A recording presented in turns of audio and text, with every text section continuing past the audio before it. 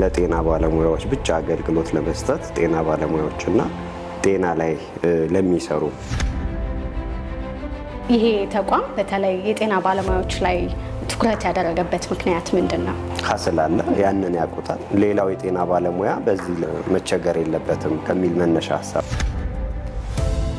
የፋይናንሻል ስትራግሉ በጣም ከፍተኛ ነው ያለው ነው። የሆኑ ዶክተሮች ሰብሰብ ብለው ክሊኒክ ቢከፍቱ እንደዚህ አይነት ተቋም ማግኘታችን በጣም ደስ ይላል። ገቢ ብቻ አይደለም የሚያገኙት፣ የተለያዩ ኢንስቲትዩሽኖችን የሕክምና መክፈት የሚችሉበት ኦፖርቹኒቲ ስላልነበረ ነው። እነሱም ፋይናንሻሊ ኢንዲፔንደንት ይሆናሉ። ይሄ የድሮጋ የጤና ባለሙያዎች የቁጠባና ብድር ህብረት ስራ ማህበር ምን አይነት ጥቅም ይሰጣቸዋል? መድኃኒት ማለት ነው ወይ መድኃኒት ወይ መፍትሄ ብለን ልንይዘው እንችላለን። በቀጣይስ ለጤናው ዘርፉ ምን አይነት ስራ ይሰራል ብለን እንጠብቅ?